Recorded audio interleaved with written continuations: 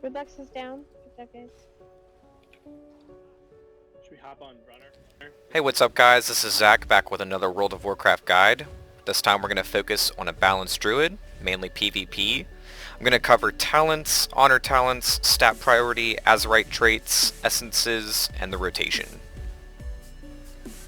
Quick disclaimer before I start this video, this is completely a matter of my opinion. All the talents, rotation, everything is subject to how you personally like to play. This is how I play and how I get the most out of the traits, the burst, the talents, etc. Starting out with the talents, we'll start in the level 15 tier. I use Nature's Balance. I like it because of the passive astral power generation, and then while you're out of combat, your astral power rebalances to 50. This is really great when you're starting out. You get that free first Star Surge, which can proc your lunar empowerments and solar empowerments. Some people go with Warrior Valoon just because of the instant cast lunar strikes, and they do generate additional astral power. But when comboed with the essence that I'm going to discuss later, this is an extremely powerful talent, and I would highly recommend it. Moving on to level 30, a lot of people use Wild Charge. I usually stick with Renewal just because of the added bonus of healing with combination of Restoration Affinity. There are situations where I found Wild Charge to be much better. If you're going against some melee comps, you want to leap backwards. If you're getting trained really hard, you can hop into travel form and leap. There's a lot of different uses for it. It's basically, like I said, like how you want to play it. But Renewal for me adds a lot of survivability. Onto the level 45. Restoration Affinity is extremely powerful. I highly recommend it. Swift Mend in conjunction with Renewal can heal upwards of 75% of your life, which can be a make or break in some situations. You also get that passive 3% of your maximum health every 5 seconds, and you can do some very strong off healing with Swift Mend, Rejuvenation, and Wild Growth. On to level 60, these are very situational, however Mass Entanglement is usually the go-to, especially when doing RBGs or arenas and you're going up against healers or casters. This is great to use with Solar Beam, as you can easily and quickly Root Beam. Sometimes Typhoon is used if you're going against melee comps, you need to get them away from you, or if you want an extra interrupt, because you can interrupt people by pushing them away. Mighty Bash also is very strong, probably used much more in arenas rather than RBGs. But I love Mass Entanglement. There's so many uses for it. On to level 75, I would probably get a lot of hate for this, but I definitely love Star-Lord, just for that added haste that you get every time you cast a Star Surge, stacking up 3 times. Incarnation is fantastic, but 9 times out of 10 you will get CC'd when you use Incarn because everyone looks out for it. Star-Lord is easy to use, you don't have to worry about it, and it's just always there. Moving on to the level 90, Twin Moons is the 100% go-to. I would not recommend anything else in this tree.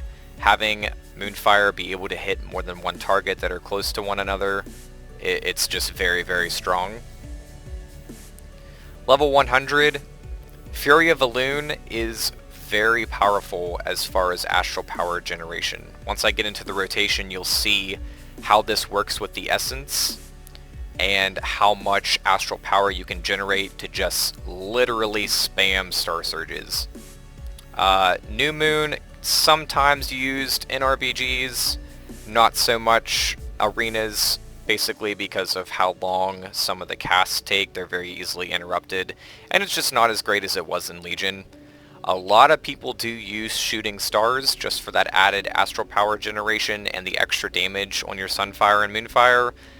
However, I don't really see a large amount of damage coming out of that or a big difference in astral power generation, so I always run Fury of Valoon. Moving on to honor talents. I usually will always stick with Fairy Swarm, Thorns, and Cyclone just for the basics, especially if I'm out doing world content and running into world PvP. These are very strong in a lot of different situations. You might think that these mainly focus on melee, but each of these can be used as a slow, and obviously Cyclone is always awesome. Fairy Swarm swarms the target with fairies, disarming them and preventing them from using weapons or shields, and reduces their movement speed by 30% for 5 seconds. This is so incredibly strong against any type of melee. Combination of Fairy Swarm and Thorns makes balanced Druids incredibly powerful against melee. I much prefer going against melee than I do casters. Thorns, 12 seconds every time you get dealt melee damage, deals 10,900 damage, and also slows the target. Obviously very powerful. If you're going up against caster comps, you can change it up and try Moon and Stars. Whenever you have Celestial Alignment active, you get 70% reduction in silence and interrupts for 10 seconds, which can definitely help. A lot of people also run Moonkin Aura just because it applies to everyone that you're partied with as long as they're within 40 yards, stacking up to 12% spell critical strike. Very, very powerful in PvP. This is obviously more used in rated battleground scenario. Deep Roots can also be very powerful when dealing with large packs of people if you're wanting to kind of kite them and continue to do damage to them. You can use Mass Entanglement, root all of these people, continue to do damage, or other people can continue to do damage and it won't break the roots. Other than that, the only other ones I use often would be Celestial Guardian sometimes in arenas just to avoid Chaos Bolts, Greater Pyros, etc. It just gets a little bit of the damage reduction. And Iron Feather Armor, just giving you an additional 25% armor and reduces your chance to be critically hit by melee attacks by 20% while in Moonkin form. Moving on to stat priority, you want to try and get as much haste as you can, followed by versatility. After that, mastery and critical strike, and then obviously intellect. What I try to do is get a combination, an equal combination of both mastery and versatility, and I actually try to get more critical strike. Critical strike helps a lot with your Star Surges. However, right now with it being kind of an in-between between 8.1 and 8.2 gearing, my stats are kind of all over the place, but I still try to focus on getting that haste. It just helps so much with the damage output. Obviously, you try to always get the haste gems, the haste enchants. The new enchant, Mechanist Brilliance, can apply haste to you, and it's actually more than quick navigation. As far as Azerite traits go, there have been a lot of discrepancies as what's great, what's not. Honestly, it's changing a lot, so you have to pay attention to what is working and what isn't. Right now, I am stacking 3 Arcane Pulsars. I was running a couple stacks of Streaking Stars. However, this seems to be better working out in PvE rather than PvP. Having 3 stacks of Arcane Pulsar makes your Star Surge hit much harder, and also every 9 Star Surges getting that Celestial Alignment for 6 seconds can obviously help a lot. Ursoc's Endurance is also a very good trait to get. Whenever you pop Bark Skin or Survival Instincts, you absorb 30,000 damage. This can also stack. Every time you pop Bark Skin, having that first amount of damage that you can absorb before you're taking a damage reduction can get you out of a lot of hairy situations. I also try to get Resounding Protection, just for that little bit of damage absorbed while you're first getting into combat with someone. New in 8.2, we have the Essence system. Now this is changing the game completely for a lot of different classes and specs, and it's proven to be fantastic for balanced druids. Currently, I have not unlocked my first minor slot. I will go into what I would probably use once I do, but first and foremost, I've been using the Memory of Lucid Dreams. Memory of Lucid Dreams, its instant and activated ability, increases your astral power generation rate by 100% for 15 seconds. Let me clarify that just a bit. It does not make you generate passively 100% more. It's just your abilities that do generate astral power will generate them at a 100% increased rate. This is used very, very well with Fury of the Loon, and any other of these 4 abilities that generate astral power will generate 100% more. This can provide an insane burst, spamming Star Surges like you wouldn't believe. Also, when you use Celestial Alignment or Incarnation, since this gives a passive 40% astral power when you use it, you will actually get 80 in turn.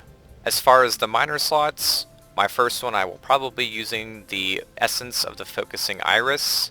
Your damaging spells and abilities grant you 22 haste for 4 seconds, stacking up to 10 times. Obviously more haste the better. For the second minor slot, I also might use Blood of the Enemy. Your critical strikes with spells and abilities grant a stack of Blood Soaked. Upon reaching 40 stacks, you grant 585 haste for 8 seconds. These minor slots are subject to change based on what you might unlock, what you might play around with, and see what works best with your rotation, what works best with your burst rotation, etc. Moving on to rotation, it's very, very simple. Apply dots. Cast a Star Surge, you get your empowerments, and you cycle between what you have procced until you have enough astral power again to cast another Star Surge.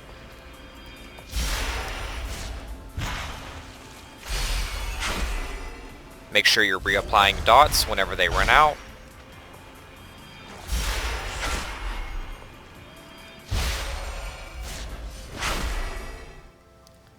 The burst rotation is slightly more complicated just because it's very based around timing.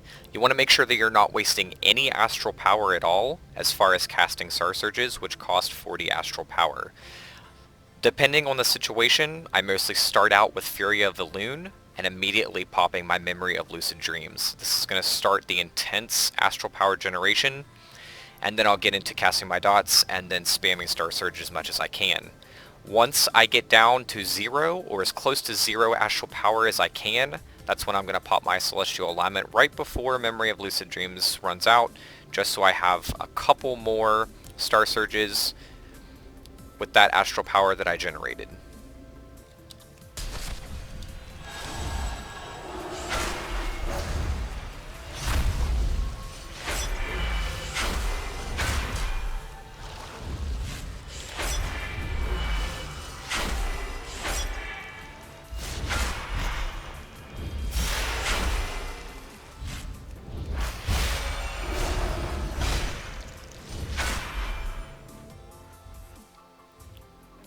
If you enjoyed this video, please hit that like button and make sure to subscribe. There will be more class guides for 8.2 on the way in the future. If you have any questions about the class or just want to talk about the game, a link to our Discord will be in the description. Feel free to drop by and talk anytime. If you want to see some more balanced Druid PvP gameplay, there will be a link to my personal channel in the description. I'll be posting videos of RBGs and Arenas. Thanks again.